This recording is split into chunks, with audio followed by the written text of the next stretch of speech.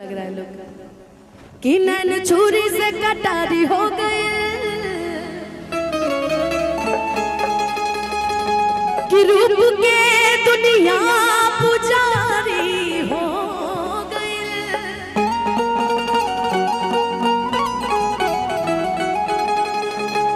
जब केहू नजरिया में आके बस जरा तब जिहा की प्रेम के बीमारी हो। नजर नजर की बात है कि छाने छाने बदले अरे तोहरो मिजाज रजो अरे धोखेबाज रजो उड़न बाज रजो।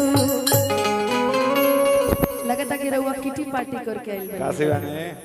अच्छा एक चीज देख रहे कि नहीं, वो एक अक्षरा जी का गाना आया था, छोटे भैया अक्षरा जी का एक गाना आया था, जवाना कलर के लगैनी ओठलाली ओ हीरे, वो तो गाई थी कि ओ हीरे कलरवा के रंग पिया डाली, लेकिन अरे ओ हीरे कलरवा के पेन्हनी हो कनबाली। दोनों बहन अगर पिंक के पहनता रिश्ता, दोनों बहन पिंक ना है, पर्पल है, पर्पल कलर ऐसे तो हम पर्पल में बैठ ले रंग मिसमैच कर गइल बा। लेकिन आई कि छाने छाने बदले कि छाने छाने बदले तोहरो मिजाज रजो धोखेबाज रजो उड़नबाज रजो।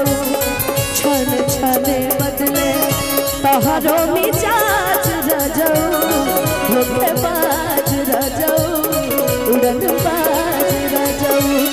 तहरा आदत से तहरा आदत से। हेलो, आपका क्या नाम है? आपका नाम? मैंने आपको कल भी एक मंच पे देखा है। तहरा आदत से मनीषा क्या? अच्छा मनीष गोरखपुर वाली तो आप है। तहरा आदत से हो जाए नाराज रजो धोखेबाज रजो उड़नबाज रजो। छाने छाने बदले तोहरो मिजाज रजो धोखेबाज रजो उड़नबाज रजो।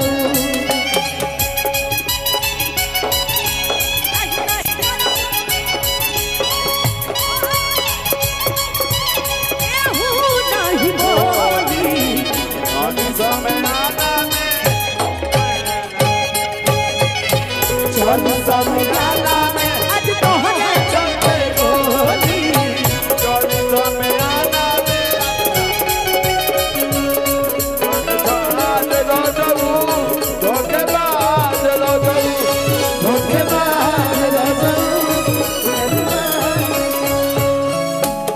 बहुत सुंदर है, पता है?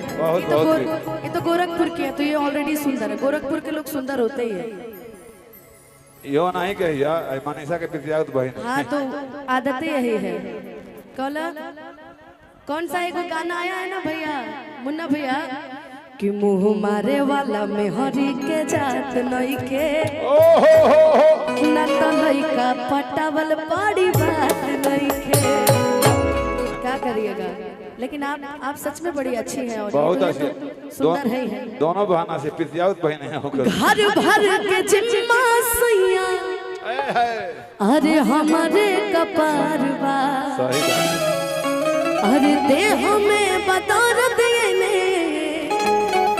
चढ़ल बुखार बा। घर भर के जिम्मा सैया हमारे कपार बा हमारे कपार राजा हमारे कपार बा। देह में बदौर देने चढ़ल बुखार बा। चढ़ल बुखार बा हो चढ़ल बुखार बा। बात बुझी नाता बात बुझी नाता बात बुझी नाता हो जाए नाराज रजो धोखेबाज रजो उड़नबाज रजो छन छने बदले तहरो मिजाज रजऊ धोखेबाज रजऊ उड़न बाज रजऊ